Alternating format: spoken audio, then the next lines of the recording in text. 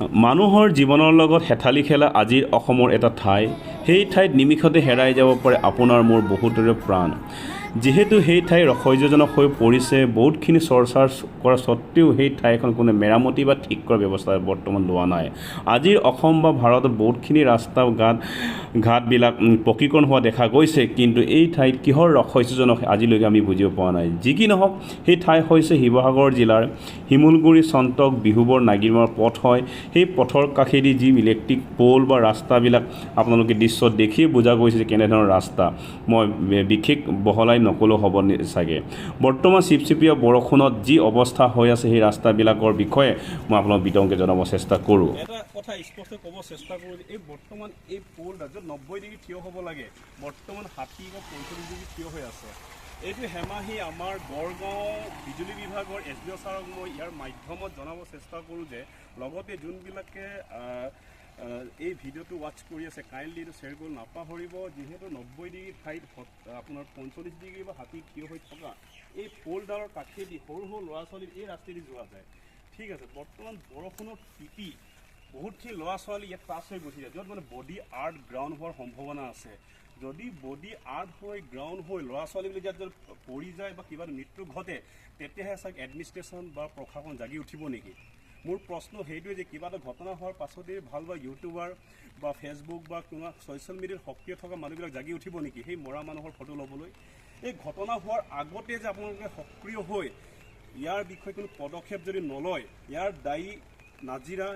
নাজিৰাৰ যি আপোনালোকৰ প্ৰশাসন বিভাগ শিৱসাগৰ প্ৰশাসন বিভাগেই হওক বা আমাৰ বিজুলী বিভাগেই সিহঁতে সম্পূৰ্ণ দায়ী হ'ব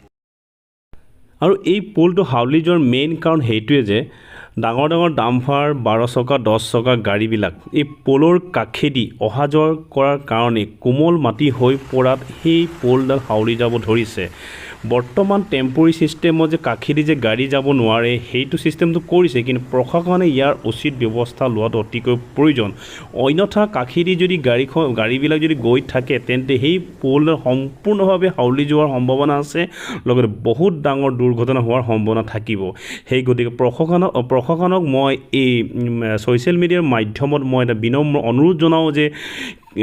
কাইণ্ডলি ইয়াৰ উচিত ব্যৱস্থা কৰক অন্যথা বহুত এটা ভয়ংকৰ ৰূপ ল'বলৈ গৈ আছে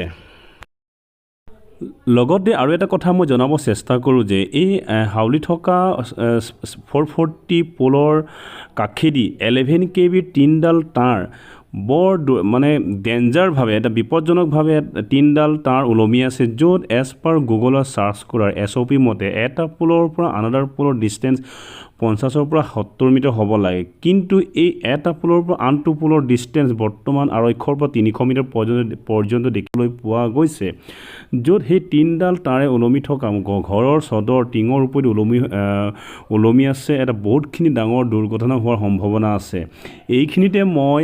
পুনৰবাৰ গড়গাঁৱৰ যি বিজুলী বিভাগক মই অনুৰোধ জনাওঁ যে কাইণ্ডলি আপুনি ফিজিকেলি ভিজিট কৰক আৰু ইয়াৰ সঠিক ব্যৱস্থা লওক অন্যথা বহুত ডাঙৰ ঘটনা হোৱাৰ সম্ভাৱনা আছে এই ভিডিঅ'ৰ মাধ্যমত মই সকলো সচেতন নাগৰিকক মই জনাব চেষ্টা কৰোঁ যে বৰ্তমান যিহেতু বৰষুণৰ বতৰ এনেধৰণৰ বহুতখিনি ঘটনা হোৱাৰ সম্ভাৱনা থাকে যদিহে এনেধৰণৰ চেঞ্চিটিভ জ'ন দেখিবলৈ পোৱা যায় কৃপা কৰি আপোনালোকে ওপৰ মহলক অৱগত কৰাই সেই ঠাইডোখৰ সেই চেঞ্চিটিভ জ'নটোক মেৰামতি কৰাৰ উঠি পৰি লাগে অন্যথা বহুতখিনি ডাঙৰ ঘটনা হোৱাৰ সম্ভাৱনা থাকিব এয়াই মোৰ আপোনালোকলৈ বাৰ্তা শেষত বিচ এৱাৰনেছ be safe and be happy জয় হিন্দ জয় ভাৰত জয় অসম